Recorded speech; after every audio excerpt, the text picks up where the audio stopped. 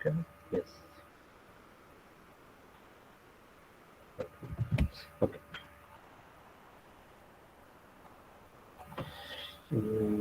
Okay.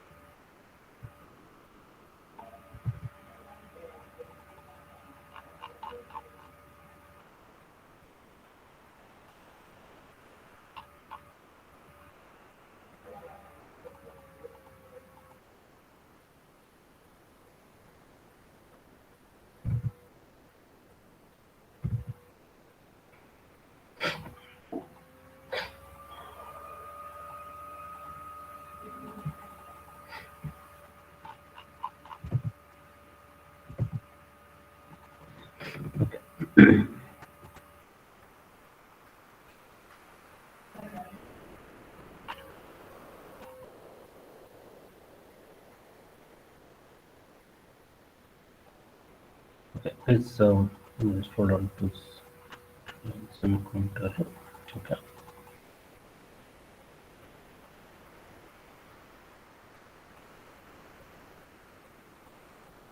Memory decoding. Okay.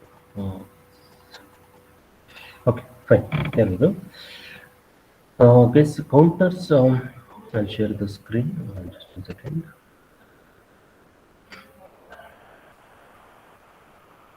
Just to give.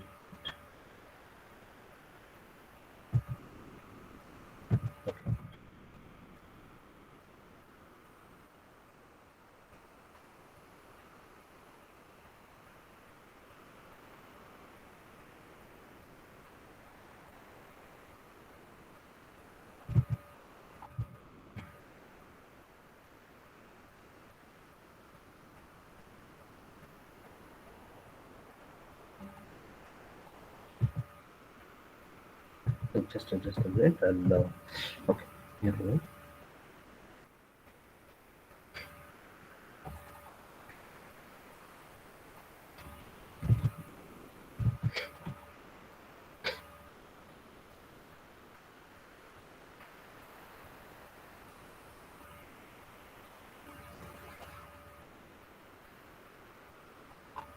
Okay.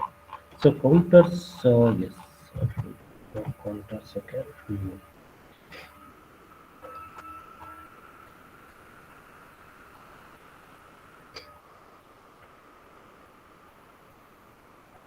Okay. I think I not shared my screen. I have to share my. Here it is. Okay.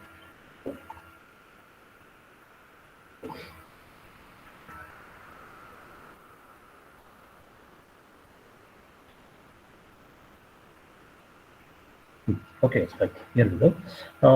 Counters. The two types of counters.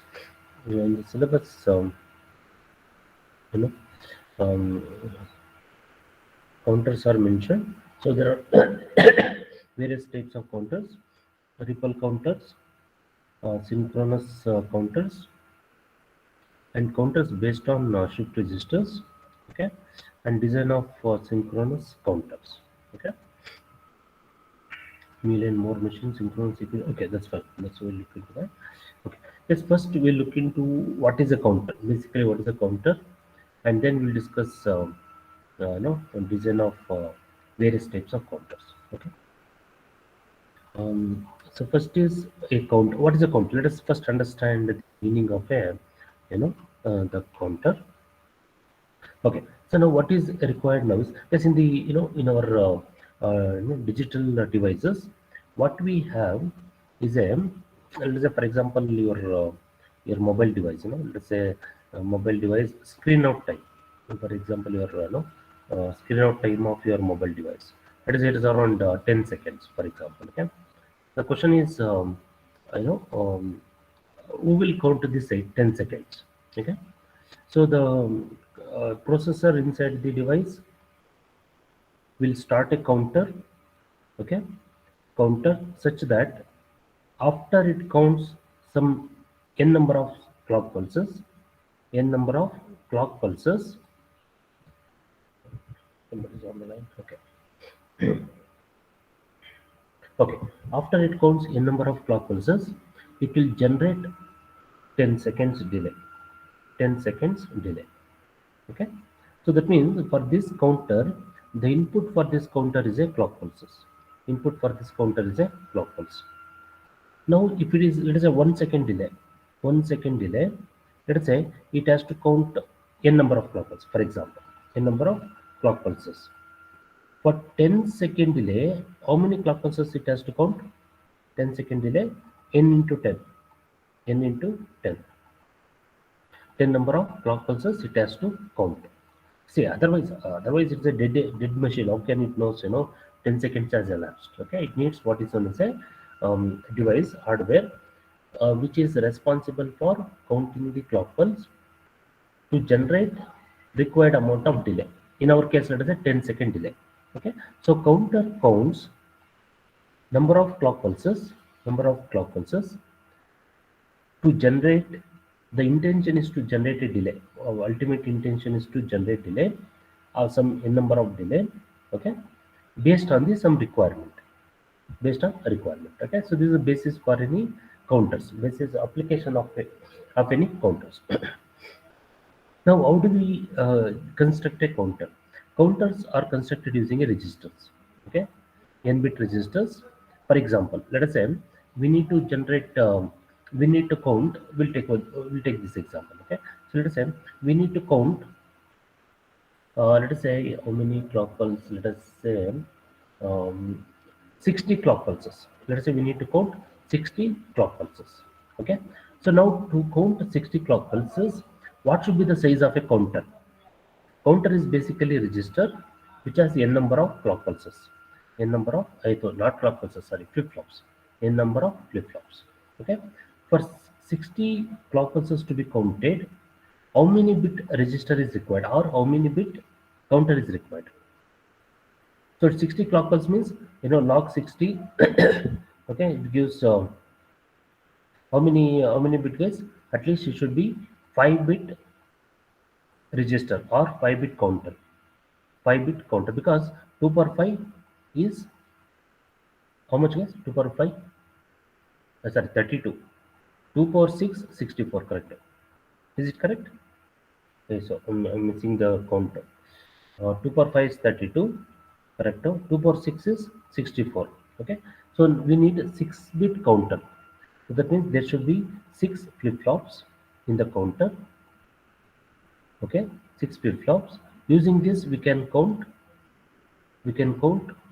n number of clock pulses. Of course, in our case, we have to count 60 clock pulses so that it can generate. For example, if one clock pulse period is one clock pulse means one clock pulse period. If it is, let us say, 1 microsecond, for example, it is around 1 microsecond. Then to count 60 clock pulses, it takes around how many time, how much time? It takes around 60 microseconds. It takes around 60 microseconds. 60 microseconds. That's all. Okay. So basically, counters are nothing but registers which are made of flip flops, which count clock pulses as an input, and it counts a number of clock pulses to generate the required amount of delay. Okay. Now there are various clock pulses as we discussed. Synchronous and asynchronous. Basically, basic classification. Um, so that uh, some counters work without a clock pulse, and some works with a clock pulse. So based on that, we can classify it as a synchronous, sequential, clock pulses. Sorry, counters, or asynchronous counters. Okay, so here the basic design of a counters is discussed. Okay, so when we say counter, for example, okay, let's say a 3-bit counter. Here the example given is a 3-bit counter. Let us understand what is this 3-bit counter so that we can understand in general what is a counter states. 3-bit means how many states it can have? 2 power 3. It can have maximum of 8 states. 8 states.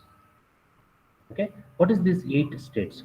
So first state, for example, if it starts with 0, 0, 0, 0, it goes up to 1, 1, 1, 1. After this, it will go back to the initial state. If this was the initial state, 0, 0 need not be initial state. It can be any other state, can be initial state. Not an issue. This repeats. That means this 8 state after 111, it cannot go to another state like 100. Not possible. Why? Because this counter is a 3-bit counter. 3-bit counter means it has only 3 flip-flops. So 3 flip-flop can can count maximum of 8 clock pulse. Okay, so we are giving clock pulse as input to this 3-bit counter. So it can all the flip flops initially are in the state of, let us say for example, 0, 0, 0, 0 initial state. For example, to say 0, 0, 0, 0. As the clock pulses are applied to this, the counter, it starts counting the clock pulse and it can reach a final count of 1111. Okay, so total number of states is equal to 8. Total number of states. The same thing is shown in the form of a state diagram. So it is called as a state diagram. Why? Because it gives the information of sequences of states, various states in the the what you call counter. Yes, hold on a second. I'll take the okay. Just a second. I need to note down the attendance. Just give me a second. Okay, here we go. So that attendance, here it is. Of course, the tool takes the attendance. Add-on tool will monitor the attendance. Here it is. Okay. Right. So in this case, if you observe, it need not start with 0, 0, 0. It need not be an initial condition. It can be this also can be initial condition. That is, the counter starts with 0, 1, 1, for example. What is the next state? 1, 0, 0. What is the next state? 1, 0, 1. Like this, it will go up to, let us say, 0, 1, 0, 0, 1, 0. After this, it will go back to this state. If this was the initial state, this was the initial state, and 0, 1, 0 will be the final state, final initial condition and final condition or final state, whatever it is. Okay, so this is what is called as a state diagram. Okay, we mentioned in terms of what is known as a state diagram. Okay, 3-bit binary counter, for example. Okay, now this is introduction to counters. We are at to okay discuss counters design in detail. Excitation table for a counters. What is this excite? It is called as excitation table. It's because we understood various types of tables. We have come across truth table, okay, function table, state table, excitation table, various table. Because based on the circuit what we discussed, based on the design what we discussed, we can have a excitation table. Not only involves the state table, it also involves what is the input applied to the flip flops. In the combination circuit, what we discussed in the last class, that combination circuit will give input as a feedback to the flip flops, to the individual flip flops. In these kind of circuits, we go for what is known as a excitation table. In case if there is no feedback, then we'll have only state table. In flip-flops, we have what is known as a function table, because as the input changes, as the clock pulse changes, output also changes. So we come across various types of tables in this digital study. Present state of the counter. Let us say it may be 0, 0, 0, for example, to start with. Okay, next state should be, after this next state is 0, 0, 1. Okay, so for this, what should be the input for the flip flop, so that the flip flop will go from present state to next state.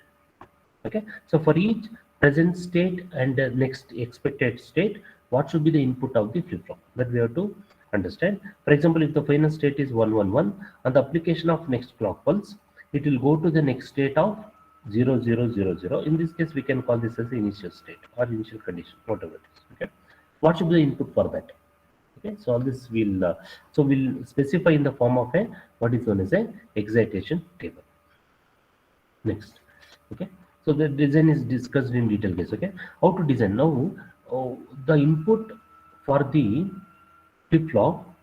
See, this is the part of the state diagram or state table. There is present state and the next state.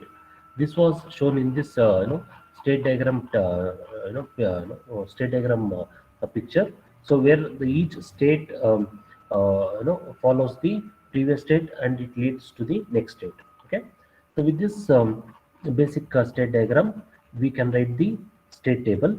So from that we can write what is known as a um, excitation table, which includes the input for the flip-flops, because we just now we understood that counters are nothing but registers which are constructed using flip-flops. Basically it consists of n number of flip-flops. N depends on the size of the count. For example, let us say we need to count 100 you know um, clock pulses. The counter should have 100 states. Okay, how many flip flops required? So 5 flip flops can count up to 32 count. 6 can count up to 64 clock pulses, and 7 clock pulses can count up to 128 states or 128 clock pulses. 7 flip flops can count 128 clock pulses. So then we have to go for a 7-bit counter or 7-bit registers. Okay, fine. Here we go. Okay. Next is this. Just a second. Ganesh. Ah, oh, class. Ah, okay. Oh, yes, okay, fine. Next is yes, here we go. How to design a counter, any counter for that matter. So what is required is what should be the we have to consider. We have to design the input for the flip flops. How to design? Very simple, So this is the output. Of course, this is the input for the flip flop, but considering this as the output of a normal truth table. So for each condition, we have to design the where to where to design the flip flop. Okay, now okay, somebody's okay, here we go. Okay, so now when we write the truth table for this, what should be the input for the truth table? Okay, now if you understand from this truth table, the next state, you know sorry, next just hold on a second, because here it's not printed properly. I'll try to zoom in so that if you can make out any difference between okay, okay. So in this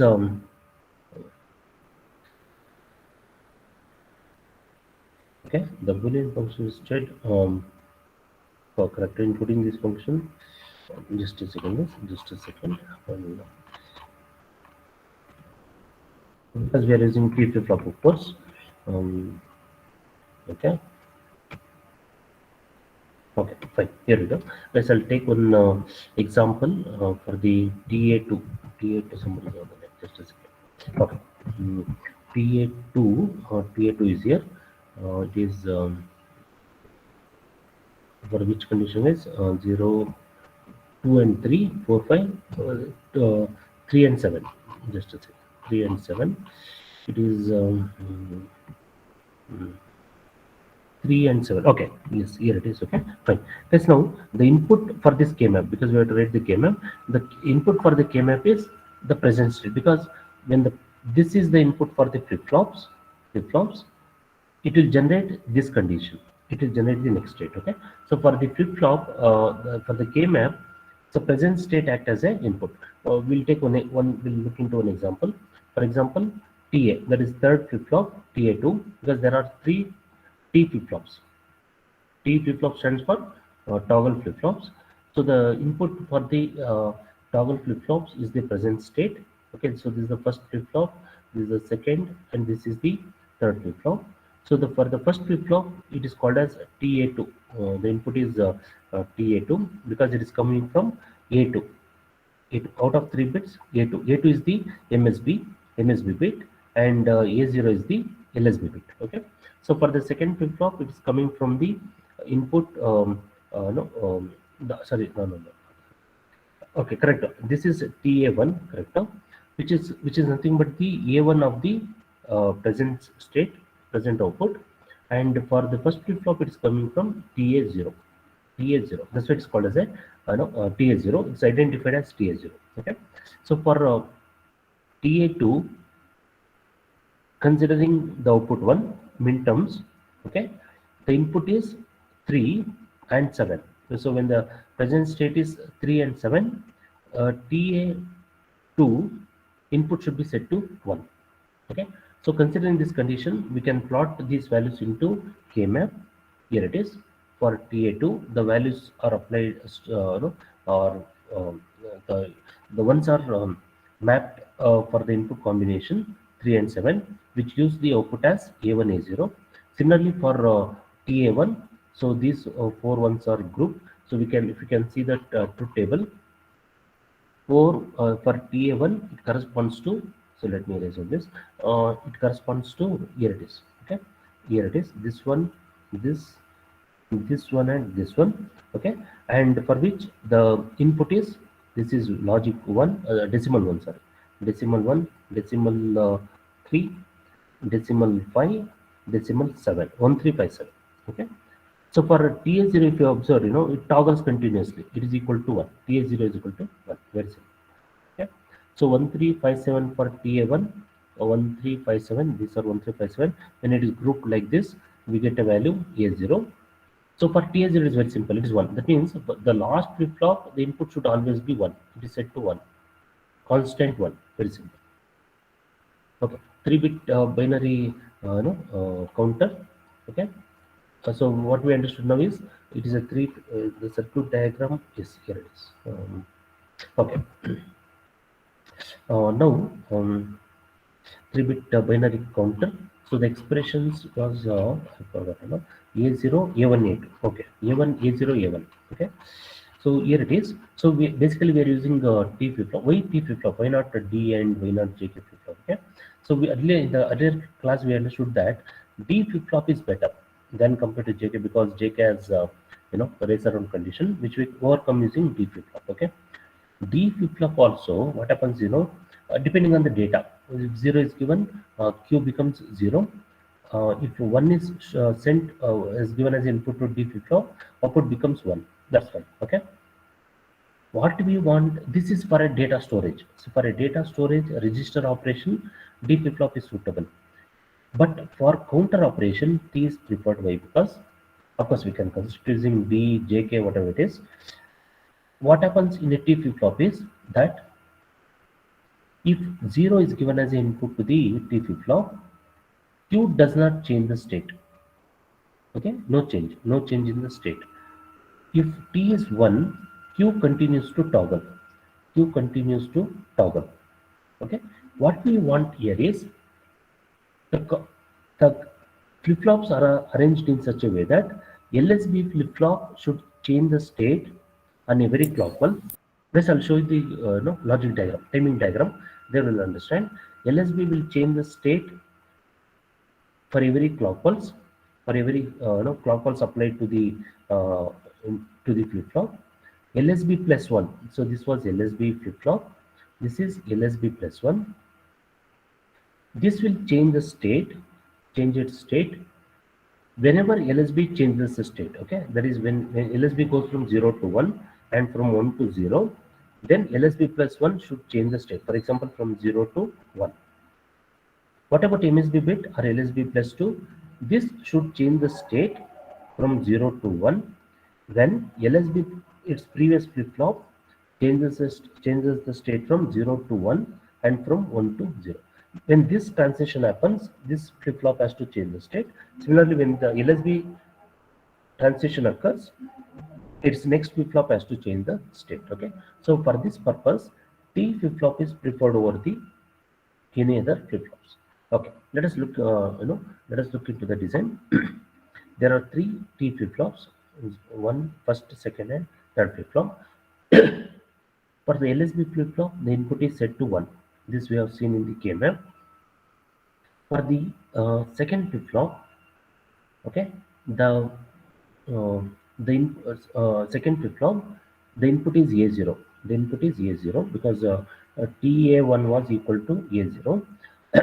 TA2 is equal to A1 into A0. There is an AND operation. A1 and A0. A1 and A0. So for this we are using AND operation A1 A0, which is applied as input to the third flip flop. Okay, and all the three flip flop has a common clock pulse called as a count pulse. Count pulses means it's nothing but a clock pulse which are counted by the counters.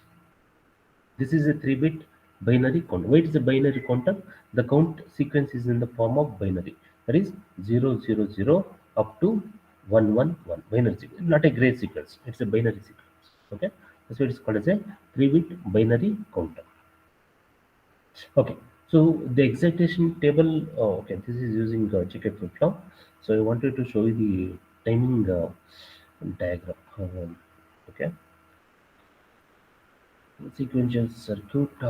This is using JK flip flop. Okay, so this we'll see later. No, JK flip flop because we have to write the excitation table and we can write. Okay, fine. Guess that I'll take up later because um, next I'll jump to the uh, registers we discussed. Okay, with parallel load also we discussed in our earlier class. This is sequential circuit. Okay, and this few design also we saw. ROM memory, there's a, in between you find ROM memory. Don't worry about that. Of course not. That it doesn't make sense. It is quite. It's nothing but a register because just now we understood that the purpose of register is to store the data. Okay. So when we say register, we are using registers to store the data. Uh, Group of registers is called as a memory. Group of registers is called as a memory. For example, let us say one register can store 8-bit of data. Okay, something like this. I'll explain this. For example, let us say we have a 8-bit register. 8-bit register. What is 8-bit register? It can store 8-bit of data. 8-bit of data. Okay, like this. Let us say there are stack of registers. Stack of register means there are group of register where each register can store 8-bit of data. Each register can store 8-bit of data. Likewise, let us say for example, there are 10 registers. 10 registers where each register can store 8-bit of data. Each register can store 8-bit of data. So how many bits of data are there? There are 80 bits of data. 80 bits of data. How many locations? 10 location means number of registers. 10 locations or 10 registers. Okay. How many bytes? Because 1 byte is equal to 8 bit. So there are 10 bytes. 10 bytes. Okay. So this we call it as a RAM memory. Location means it has 10 locations or 10 registers, and each register can store 8-bit of data. So this is the memory element. Okay, so that's why here you come across RAM memory or ROM memory. You wonder, what is this? You may wonder. So this is not part of our discussion. That's why I'm not discussing this ROM memory or RAM memory, whatever it is. Okay, there is a difference. We'll see later. We'll see in other course, not in this course. Anyway, registers. Next is shift registers. Uh, okay, so let us discuss shift registers now. Okay, shift register, I think you have done experiment in your laboratory already. We'll discuss what is a shift register. Okay, 4-bit shift register. This is a 4-bit shift register. This is constructed using the what is known as D flip flop. Okay, fine. So let us call this as the output as P0, P1, P2, and P3. Okay, so this is the output of shift register. 4 flip flops. Okay, this is the first flip flop, second, third, and fourth. Okay.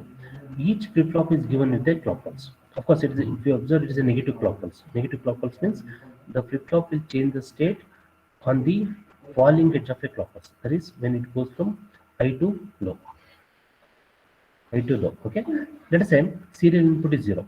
First, to start with, serial input is 0. First flip flop, that is the fourth flip flop, of course, because serial input is shown on the left hand side. When this input is 0, let us say initially all the outputs are 0. All the flip flop output is 0. Okay, this is 0. This output is 0. This is also 0. This also 0. Okay. So what I have written P0, That's wrong. Okay, parallel output should be, this should be the parallel output. Let me write like this: parallel outputs P0. Let us write it as P0, P1, P2, and P3. P3. Okay. Initially, let us say, let us write the table P0, P1, P2, and P3. Initially, let us assume all the outputs are zero. That means the content of all the D flip flop is zero initially to start with. Okay. Now let us say serial input we apply 1 and clock pulse is applied. Okay. When the clock, see, clock pulse is common for all the four flip flops, first, second, third, and fourth flip flop. Okay. When the clock pulse is applied, okay, so the output of each flip flop is given as input to the next flip flop. Okay. Initially all are zero, the input is also zero. When the first input is set to 1, serial input, the first flip flop output changes the state to 1 because it is a D flip flop on the application of a clock pulse. That means when the serial input is 1, the first flip flop, that is P3, in our case it is P3, P3 changes the state to 1. From 0 to, it changes to 1. Still, all other flip flops are still, it is equal to 0. Now, let us say, for example, serial input is changed back to 0. Serial input is reset to 0. Okay, reset to 0. Clock pulse is applied. Clock pulse is continued to apply. Okay, what happens is that this output of P3, this is P3. P3 is applied as an input to the next flip flop. That is third flip flop. Okay, so the content of P3, that is the content of the fourth flip flop, shifts to the next flip flop. That is, since serial input is 0, which is applied as input to the last flip flop, becomes the output of the last flip flop. That is, P3 becomes 0. P3 is output is applied as input to the third flip flop. Its output P2 becomes equal to 1.